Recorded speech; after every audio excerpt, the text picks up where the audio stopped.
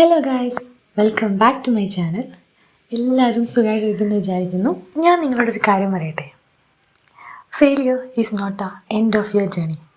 Yes, you heard it right. Failure is not the end of your journey.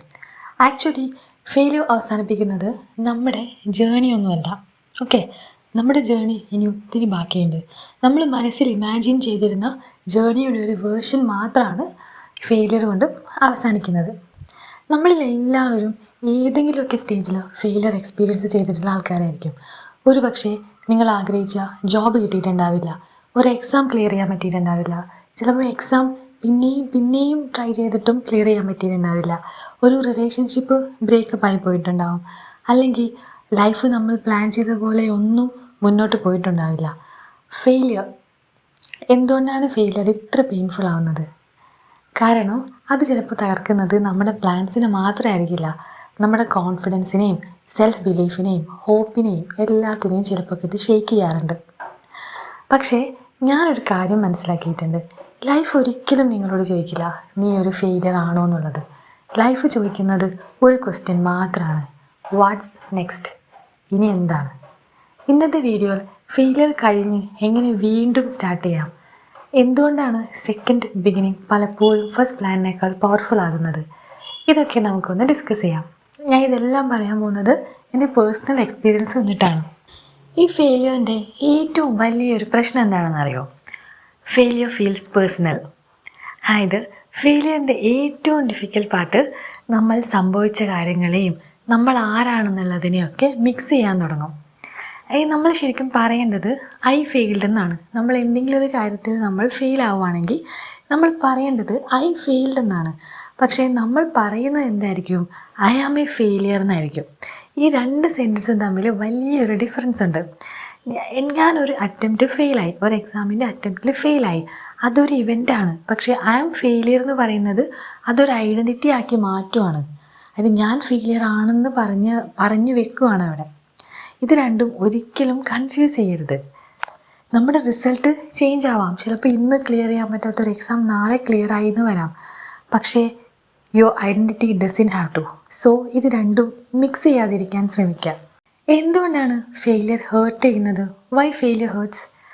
Failure hurt ചെയ്യുന്നത് നമ്മൾ മാസങ്ങൾ, ചിലപ്പോൾ വർഷങ്ങളായിട്ടൊരു future imagine ചെയ്തുകൊണ്ടായിരിക്കും നമ്മൾ ജീവിക്കുന്നത്. ഈ എക്സാം ക്ലിയർ ചെയ്താൽ ഇങ്ങനെ സംഭവിക്കും, ഈ ജോബ് കിട്ടിയാൽ ഇങ്ങനെ സംഭവിക്കും, ഇത് അച്ചീവ് ചെയ്താൽ ലൈഫ് മുഴുവൻ മാറും. അങ്ങനെ കുറേ പ്ലാൻസിലൂടെ ആയിരിക്കും നമ്മൾ ജീവിക്കുന്നത്. പക്ഷേ ഒരു ദിവസം നമ്മൾ ആ പ്ലാൻ ചെയ്ത ഫ്യൂച്ചറെല്ലാം നമ്മുടെ കണ്ണിൻ്റെ മുന്നിൽ നിന്ന് ഡിസപ്പിയർ ആയി പോകുന്നതായിട്ട് നമുക്ക് തോന്നും. അതുകൊണ്ട് തന്നെ ഡിസപ്പോയിൻമെൻറ്റ് ഫീൽ ചെയ്യുന്നതൊക്കെ നോർമൽ കാര്യം തന്നെയാണ്. സാഡ് ആകുന്നത് നോർമലാണ്, കരയാൻ തോന്നുവാണെങ്കിൽ കരയുന്നത് നോർമലാണ്. പക്ഷേ ഫെയിലിയർ ഹേർട്ട് ചെയ്യുന്നില്ലെന്ന് അത് ആക്ട് ചെയ്യേണ്ട ആവശ്യമൊന്നുമില്ല. പെയിനൊക്കെ ഫീൽ ചെയ്യാം, പക്ഷേ ആ പെയിൻ നമ്മുടെ ഫ്യൂച്ചറിനെ ഡിഫൈൻ ചെയ്യാൻ അനുവദിക്കാൻ പാടില്ല എന്ന് മാത്രമേ ഉള്ളൂ. ഓക്കെ, ഞാൻ പറഞ്ഞു വരുന്നത് നമുക്ക് സങ്കടം വരാൻ പാടില്ല, നമ്മൾ ഫെയിലിയറിനെ പറ്റി ചിന്തിക്കാൻ പാടില്ല, അങ്ങനെ ഒന്നുമല്ല. പക്ഷേ ആ പെയിനെ, ആ ഫെയിലിയറിൻ്റെ പെയിനെ നമ്മൾ ഒരിക്കലും നമ്മുടെ ഫ്യൂച്ചർ ഡിഫൈൻ ചെയ്യാൻ വേണ്ടി അനുവദിക്കരുത്. പിന്നെ ഒത്തിരി പേർക്ക് ഒന്നും കൂടെ സ്റ്റാർട്ട് ചെയ്യാൻ വേണ്ടിയിട്ട് പേടിയാണ്. എനിക്കും ഉണ്ടായിട്ടുണ്ട്. ഞാൻ പറഞ്ഞല്ലോ, ഞാൻ ഇതെല്ലാം പറയുന്നത് എൻ്റെ പേഴ്സണൽ എക്സ്പീരിയൻസും തന്നെയാണ്. അപ്പോൾ starting again doesn't mean starting from zero. നമുക്ക് ഒന്നുകൂടെ സ്റ്റാർട്ട് ചെയ്യാം. ഒന്നുകൂടെ സ്റ്റാർട്ട് ചെയ്തിട്ട് പിന്നെയും നമ്മൾ ഫെയിൽ ആവുകയാണെങ്കിൽ നമുക്ക് പിന്നെയും സ്റ്റാർട്ട് ചെയ്യാം. എനിക്ക് ലൈഫിൽ ഏറ്റവും ഇഷ്ടമുള്ള കോട്സുകളിൽ ഒരെണ്ണമാണ് starting again doesn't mean starting from zero. Failure കഴിഞ്ഞ് വീണ്ടും തുടങ്ങുമ്പോൾ സീറോയിൽ നിന്നല്ല നമ്മൾ തുടങ്ങുന്നത്, എക്സ്പീരിയൻസിൽ നിന്നാണ് തുടങ്ങുന്നത്. എന്താണ് വർക്ക് ചെയ്യാത്തത് നിങ്ങൾക്കപ്പം കറക്റ്റായിട്ട് അറിയാം അല്ലേ? ലൈഫിൽ എവിടെയാണ് പാളിപ്പോയത്, നിങ്ങളുടെ ഏത് ഡിസിഷനായിരിക്കും തെറ്റായിപ്പോയത്, അല്ലെങ്കിൽ നിങ്ങൾ എന്ത് ചെയ്തുകൊണ്ടായിരിക്കാം നിങ്ങൾക്ക് അവിടെ ഫെയിലിയർ സംഭവിച്ചത്. അങ്ങനെ കുറേ കാര്യങ്ങൾ നിങ്ങൾ പഠിച്ചിട്ടുണ്ടാവും. ഡിസിപ്ലിൻ പഠിച്ചിട്ടുണ്ടാവും, ചിലപ്പോൾ പേഷ്യൻസ് പഠിച്ചിട്ടുണ്ടാവും. സക്സസ്സിന് പോലും പഠിപ്പിക്കാൻ പറ്റാത്ത പല കാര്യങ്ങളും ഫെയിലിയറിന് പഠിപ്പിക്കാൻ പറ്റും. ഫെയിലിയറിന് ശേഷം ചെയ്യേണ്ട ഒരു 5 കാര്യങ്ങൾ. ആദ്യം തന്നെ നമ്മൾ ചെയ്യേണ്ടത് എന്താണ് സംഭവിച്ചതെന്ന് വെച്ചാൽ നമ്മൾ ആക്സെപ്റ്റ് ചെയ്യാം. ഇത് സംഭവിച്ചത് നമ്മൾ ആക്സെപ്റ്റ് ചെയ്യണം.